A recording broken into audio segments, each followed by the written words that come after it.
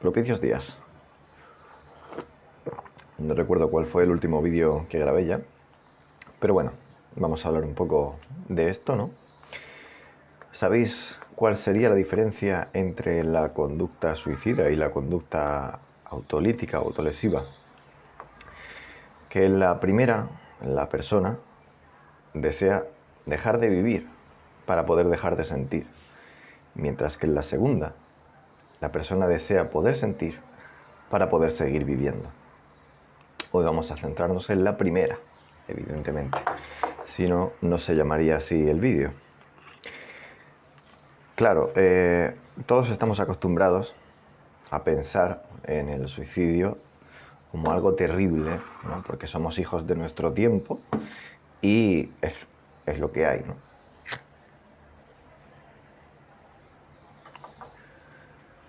Pero no siempre ha sido así.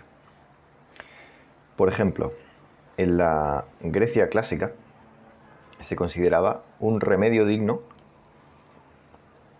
para preservarse de los males físicos y los males espirituales y los males anímicos. ¿Por qué? Porque lo que prevalecía en la antigua Grecia era una ética derivada de los ideales de belleza y salud. Entonces el suicidio no estaba de ningún modo condenado, ¿no? No existía condena. Y se veía como algo loable o entendible. De hecho, pienso en el final de Antígona, la obra de Sófocles. Cuando Antígona al final se quita la vida, no hay hacia ella una expresión de gran rechazo por el resto de los personajes, porque en realidad lo que ha hecho Antígona ha sido obedecer antes al mandato de los dioses que al mandato de los hombres. Lo que vuelve su acto algo reivindicable y entendible, ¿no? ¿Qué pasa con Roma? En la antigua Roma exactamente lo mismo, se consideraba algo racional y digno y no había leyes que dictaran nada al respecto, ¿no? Era Séneca, creo, el que decía, argumentaba, que, bueno, defendía como tal el derecho a la muerte. ¿Por qué? Y esto es una cosa curiosa. Defendía el derecho a la muerte porque oponerse significaba oponerse también a la propiedad del hombre sobre su propia persona. ¿Sabéis cuál es la contraparte de esto? Que al mismo tiempo sí que existía una oposición al suicidio de esclavos. ¿Por qué? Porque no estaban poniendo fin a la posesión de su persona, sino a la posesión de su amo. Por tanto, en tiempos de Séneca, el suicidio en esclavos sí estaba penado.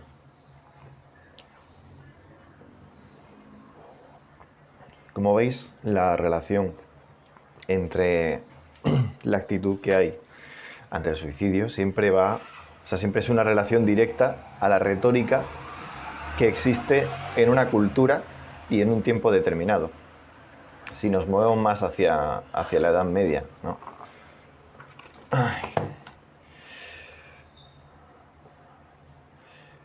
¿Qué pasa? Que hay un cambio de retórica. La vida pasa a ser considerada un don de Dios. Por lo tanto, poner fin a ella, ya sea a la vida de otra persona como a la tuya misma, pasa a ser un pecado. Un pecado y un delito, evidentemente. Claro, esta moral cristiana, evidentemente es eurocentrista. Estoy hablando de la Edad Media, pero incluso posterior a la Edad Media hay otras culturas que tenían otra forma, ¿no?, de ver las cosas. Por ejemplo, pensemos en Japón y en el seppuku, que es el suicidio ritual del samurái, que creo que la traducción literal es algo así como muerte por destripamiento o algo así. que el ritual consistía en que el samurái, él propiamente, con una katana más pequeña de lo normal, que creo que se llama espada wakizashi, se destripaba y antes de que muriera un albacea, ¿no? Pues le rebanaba la cabeza.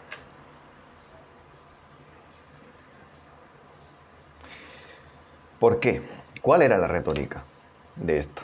La retórica que subyacía a este acto es que el honor es más valioso que la vida.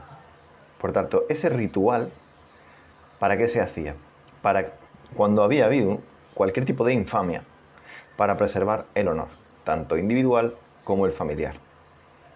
De manera que pasaba a ser un acto loable, un acto que redimía, lejos de ser enjuiciado, ¿no? Lejos de ser considerado como algo innoble, todo lo contrario, absolutamente todo lo contrario. Inazo Nitobe comentaba que cuando estos samuráis se quitaban la vida de una forma espantosa y dolorosísima, ¿no? Lo hacían entregando, sonriendo sus almas al olvido. Algo así era.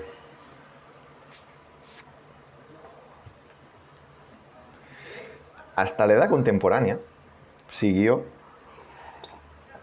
esta concepción esta anteposición del honor a la vida. Pensemos en la Segunda Guerra Mundial y otras guerras, como incluso la del Pacífico, donde Japón, que todavía preservaba esa ética del samurái, tenía estos soldados que eran los soldados kamikaze, donde la gente se lanzaba, desde los propios pilotos del avión, se lanzaban contra las tropas enemigas, portando en el avión bombas de hasta 250 kilos, lo cual era un suicidio con todas las letras. O sea, no había forma de escapar de ahí, ¿no? Pero, de nuevo, el honor era más importante que la vida. ¿Y ahora qué? ¿Qué pasa ahora, no? Porque, como sabéis, hay muchísimos suicidios al año en todo el mundo y parece que como sociedad hemos avanzado muchísimo y sin embargo el número de suicidios no hace más que crecer. Entonces, cabe preguntarse qué puede enseñarnos la historia sobre por qué esto es así, ¿no? El suicidio nunca, no siempre ha estado condenado y estigmatizado. Ahora mismo estamos en un punto parecido a lo que comentaba de la Edad Media. La vida es un valor sagrado concedido por Dios y por tanto si lo interrumpimos, sea la nuestra o sea la de cualquier otra persona, estamos cometiendo un pecado, un acto, algo que no debe ser violado bajo ningún concepto y nosotros lo estamos haciendo, ¿no? Entonces, ¿qué pasa? Que ahora no...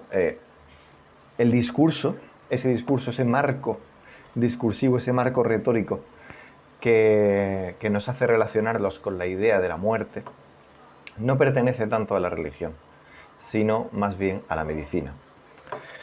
¿Cuál es la retórica que se ha establecido de la medicina en la sociedad moderna? Pues que un acto suicida es indisociable de la enfermedad mental. Normalmente es la consecuencia última de la enfermedad mental.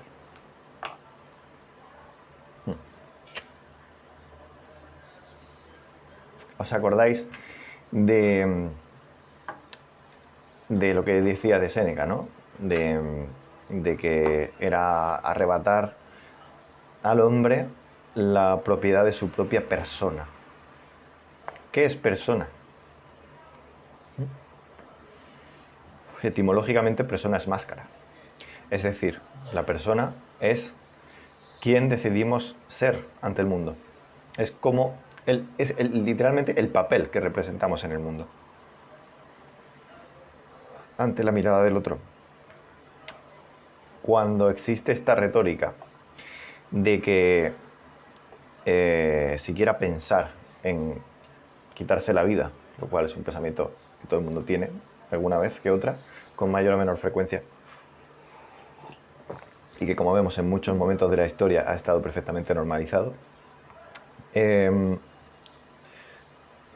Si nuestra persona manifiesta eso, ¿qué ocurre?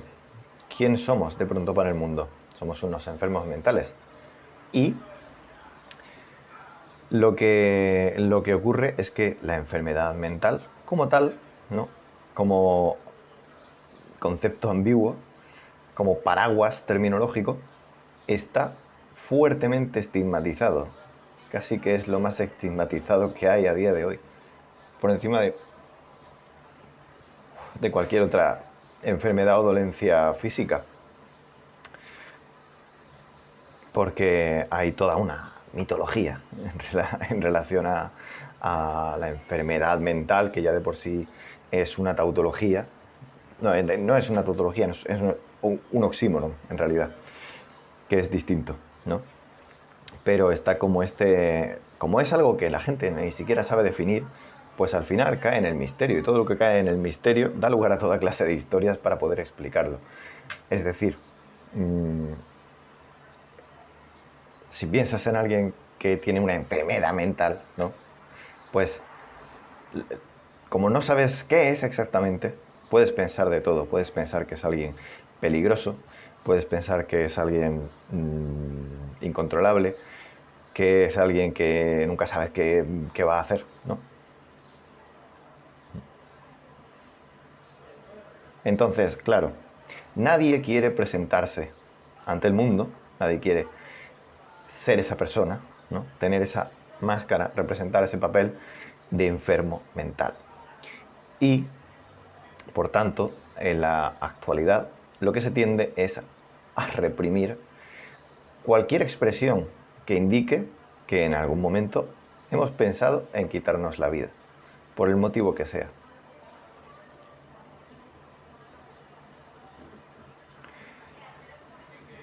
Entonces, a esto se le suma que también hay toda una retórica últimamente en la que se ha mercantilizado el tema de la salud mental.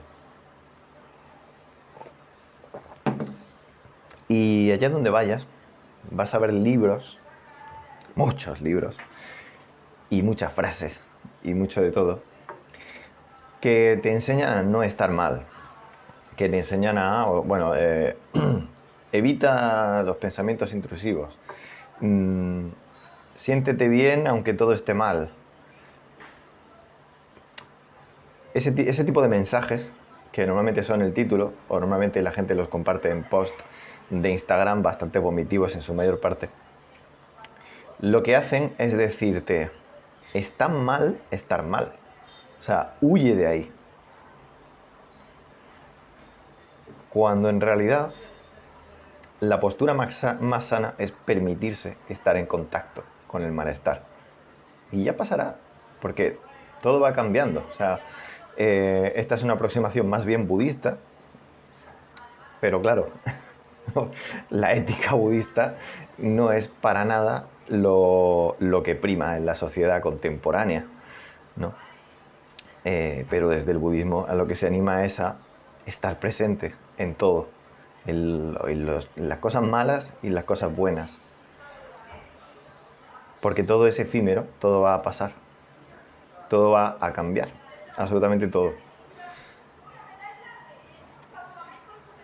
Entonces, cuanto y más intentas evitar algo activamente, lo que haces en realidad es reforzarlo. Y si como sociedad estamos forzando a la gente, primero, a que no representen ese papel, y segundo, a que luchen activamente por dejar de sentir eso que les está empujando a representar ese papel, al final lo que tenemos es un efecto rebote terrible. Porque nadie habla de lo que le pasa y cuando lo hablan son estigmatizados, por el resto de la gente son señalados, son rechazados. Y cuando lo llevan en soledad se encuentran todos estos tipos de mensajes que te están diciendo estás mal, no deberías estar sintiendo eso, haz algo, haz algo, ¿no? Y aquí es donde entran las conductas de evitación. ¿Cuál pueden ser las conductas de evitación? Pues lo que te hace caerte más en el pozo. Es decir, si a ti te agobia la gente, en vez de exponerte a la gente, ¿no? Pues quedarte en casa. Y eso no va a hacer que aprendas a exponerte a la gente y que eso se te pase, sino que vas a ir perdiendo muchas más cosas en el camino, ¿no? Otra conducta de evitación, pues es las drogas, ¿no? O sea, decidir retirarte de tu conciencia, por así decirlo, mediante el uso de cualquier sustancia. Y que claro, cuando no es de forma recreativa, sino que es precisamente para evitar tus propios pensamientos, ahí es cuando termina desencadenándose la adicción y pues pasa lo que pasa, ¿no?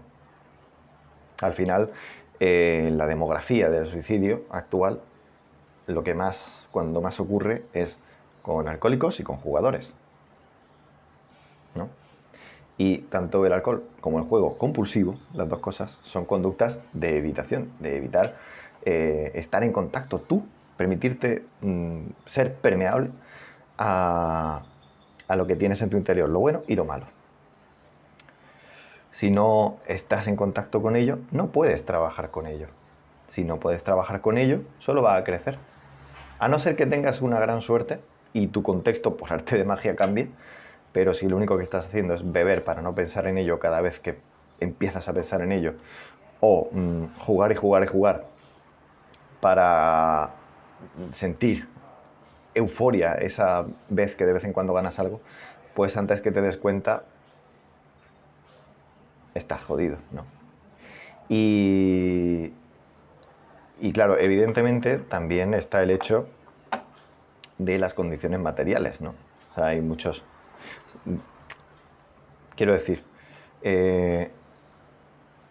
me he centrado en lo que sería a la raíz de pensamientos intrusivos, negativos, negativos no, desagradables, que es distinto, es muy distinto pensar que un pensamiento es negativo a que un pensamiento es desagradable, porque cuando piensas que es negativo, lo evitas. Cuando piensas que es desagradable, te puedes permitir estar en contacto con él, ¿no?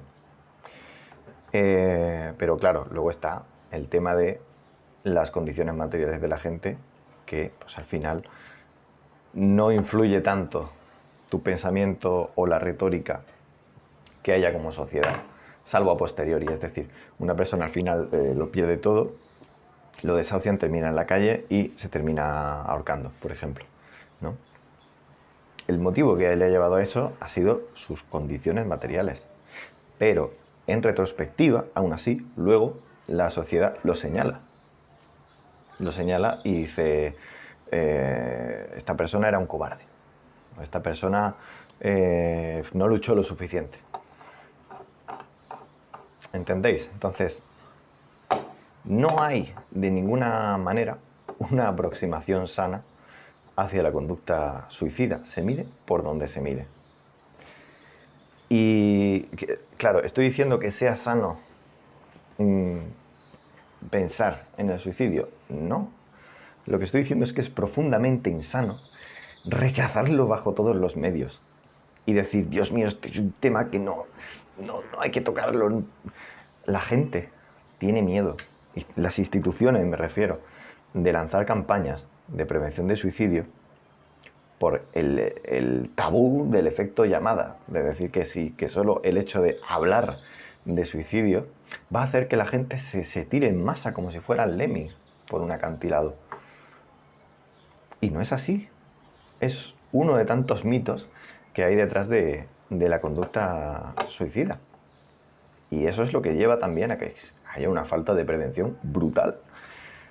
Y si, ya te digo, a esa falta de prevención le sumamos la retórica actual de que tener ese tipo de pensamientos es algo profundamente estigmatizante porque te señala como un enfermo mental, y todos los eslóganes en todos los libros, en todas las pelis, en todos lados, te están diciendo que tienes que evitar eso, pues al final la gente se queda entre la espada y la pared y no pueden comunicarlo, y llega un momento de tensión en que pues al final la gente termina tomándolo como única salida. Y bueno, es una pena, ¿no? Claro, y era una pena también en Grecia, y era una pena en Roma, y era una pena en Japón. O sea, la muerte siempre es una pena. Siempre lo es.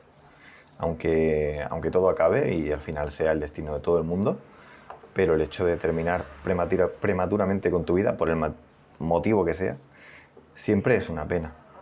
Lo que empuja al final, y muchas veces de forma, ¿cómo decirlo? No me sale ahora la palabra. De forma irónica, a que la gente lo haga más, es precisamente el recato que tiene la sociedad respecto a ello. Actualmente me refiero. Y bueno, yo qué sé, ya llevo 20 minutos cascando, así que creo que voy a parar ya. Si tenéis cualquier duda al respecto, me lo ponéis en los comentarios y me extenderé más, que ya sabes que no me importa extenderme nunca. Así que nada, nos vemos en el siguiente vídeo.